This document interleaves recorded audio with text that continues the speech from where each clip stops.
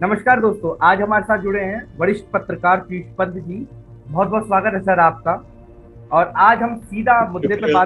मुद्दे पे बात करते हैं। कल बाराबंकी में ओवैसी साहब ने बहुत बड़ी बड़ी बातें की और सीधा निशाना लगाया भाजपा पे। तो उनका जो मकसद था सर, उन सारे बयानों का क्या था, अगर आपकी विचारधारा से देखा जाए? नहीं, देखिए, चूंकि ओवैसी की पार्टी जो है उत्तर प्रदेश के चुनाव में उतरने वाली है, ये उन्होंने तय कर लिया है। और बहुत समय से, पिछले 3-4 महीने से लगातार कवायद चल रही है। और एक तरह से तो क्या 6-7 महीने से, बल्कि उन्होंने संगठन भी वहां जो बना लिया है और ब्लॉक लेवल तक बना लिया। तो उनका इरादा है, क्योंकि अभी आपने देखा था बंगाल में भी वो उतरे थे, हालांकि वहां वो पूरी तरह से असफल रहे वो, लेकिन बिहार में उनको सफलता मिली थी। उससे उत्साहित होकर वो जो है कि अब उत्तर प्रदेश में उतरने की उनकी पूरी योजना है। और उसी के उसमें जो है कि उन्होंने ये 3 दिवसीय जो अपना दौरा किया। और खासकर चूंकि देखिए, इस बार का चुनाव जो होगा उत्तर प्रदेश का, वो अयोध्या केंद्रित होगा, ये साफ हो गया है। तो चाहे भाजपा हो, चाहे वो जो प्रियंका गांधी अब दौरा कर कांग्रेस से वहां से शुरू करेंगी अपना चुनावी दौरा, और चाहे वो जो है मायावती की पार्टी हो, ब्राह्मण जो है, उन्होंने जो ब्राह्मण सम्मेलन करवाया वहां पे जाके। और भाजपा तो खैर है ही, वो सोची का अयोध्या उसी का है। और अब जो ओवैसी ने भी जो है, वो इलाका चूंकि मुस्लिम बहुल इलाका है, ये पूरा आपका जो है अयोध्या और उसके पास का जो इलाका है पूरा बाराबंकी और सहारनपुर, ये सब जो है, तो वहां पे उन्होंने तीन तीन दिन की अपनी अलग अलग जो है वहां पे सब में बैठकें करी हैं। और निश्चित रूप से उनका टारगेट वही है जो उन्होंने अपने भाषणों में कहा भी, कि मुसलमानों को जो है एकजुट करना।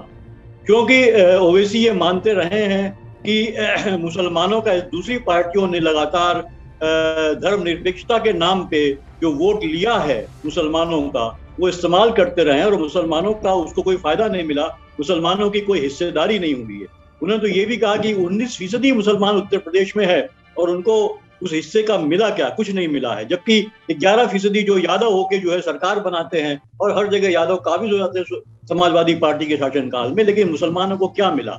तो निश्चित रूप से कहीं ना कहीं जो है एक अपनी पहचान बनाने के लिए भारतीय राजनीति में और उस पहचान का राजनीतिक फायदा उठाने के लिए जो है वो कंसोलिडेशन की तरफ जो है मुस्लिम समुदाय को लेकर चलने की कोशिश कर रहे हैं। यही उनके दौरे से साफ होता है।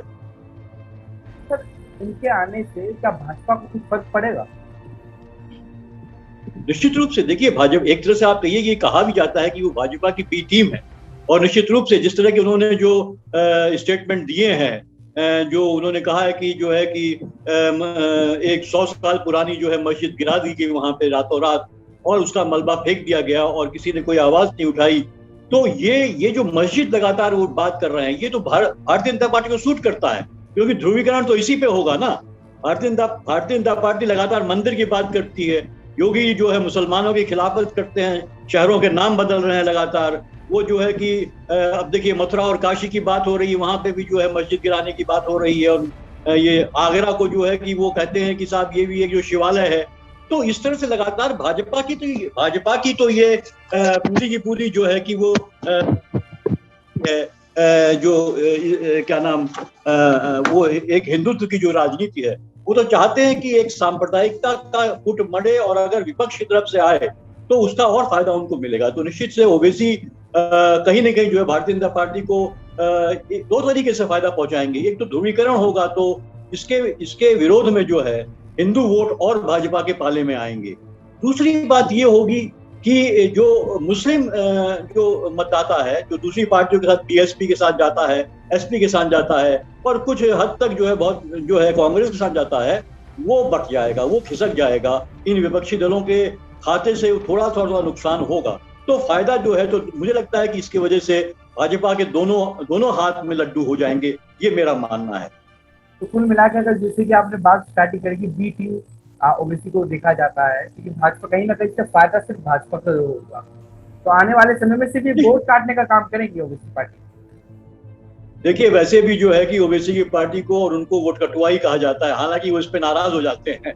वो कहते हैं कि अगर वोट कटुआ है तो फिर हम कैसे जीत के आए, और भाजपा कैसे जीतती है। आप देखिए, बिहार में कैसे जीती और हम अपनी सीट लेके आए, लेकिन भाजपा कैसे जीतती है। उत्तर प्रदेश में जो है कि भाजपा कैसे जीती है, अगर हम वोट कटुआ ही हैं तो भाजपा कैसे जीतती है। लेकिन निश्चित रूप से वोट कटते हैं, विपक्षी दलों के कटते हैं। भाजपा के तो अपने सॉलिड वोट हैं, उनके अपने सॉलिड वोट हैं, वो टस से मस नहीं होते हैं, उसमें इजाफा ही होता है। जो है उसमें वो बहुत कम ऐसा है कि वो कम होते हों, लेकिन वोट कटते हैं विपक्षी दलों के, जो बसपा के पास हैं, जो सपा के पास हैं, जो कांग्रेस के पास हैं, जो दूसरे और छोटे छोटे दलों के पास हैं, उनके वोट निश्चित रूप से ओबीसी काटने काम करते हैं। इसलिए वोट कटुआ उनको कहा जाता है, भले उनको बुरा लगता हो, लेकिन ये उनकी एक बहुत बड़ी भूमिका है वोट काटने की।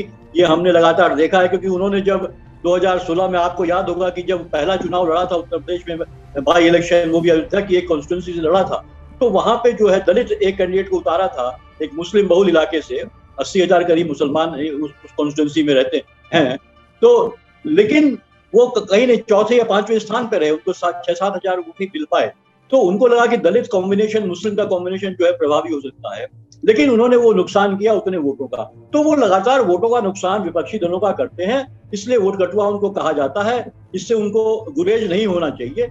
हाँ, अपने दम पे उन्होंने निश्चित रूप से कहीं कहीं जहां मुस्लिम बहुल रही हैं सीटें ज्यादा, जैसे बिहार में हमने देखा, जो किशनगंज और उसके आसपास की जो सीटें रही वहां उनको सफलता मिली। और यहाँ पे भी वो अयोध्या में जब आए हैं, इन तीनों सीटों पे जो है, खासकर जो अयोध्या की सीट है जहां उन्होंने अपनी ये मीटिंग करी, वहां पे वो एक मुस्लिम बहुल इलाका है और उसका प्रभाव पड़ सकता है। मुझे लगता है इसीलिए अतीक अहमद को और उनकी पत्नी को उन्होंने शामिल किया। वो एक बाहुबली की एक छवि, हालांकि ये भी कहा ओबीसी ने कि अतीक अहमद को और अंसारी को तो आप बाहुबली कहते हैं, और जो आपके जो साध्वी प्रज्ञा है, या जो दूसरे कुलदीप जो सेंगर हैं, ये सब भी उतने ही वैसे ही लोग हैं, इनको आप कुछ नहीं कहते, इनको नेता कह देते हैं।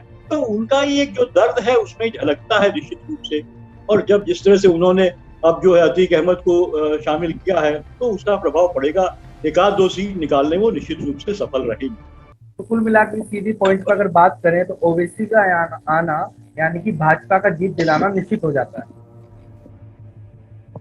नहीं, देखिए, बहुत से फैक्टर्स काम करेंगे इस पे कि आगे चल के लोगों को जो पैंडेमिक हुआ है, उसका जो उन्होंने कष्ट सहा है, वो कितना याद रहता है, जो तकलीफें उन्होंने सही हैं कितना याद रहती हैं। किसानों का मसला जो है वो बहुत तेजी से आगे बढ़ता चला जा रहा है। उत्तर प्रदेश के किसानों में भी वो अब ये मुद्दा फैलता चला जा रहा है। हमने अभी देखा था जो आपकी क्या नाम, मुजफ्फरनगर में जो जिस तरह का जो एक जमावड़ा किसानों का हुआ, बहुत भयंकर, एक बहुत बड़ा जमावड़ा था किसानों का। तो ये सब मुद्दे गर्म रहेंगे, और कितने गर्म रहते हैं।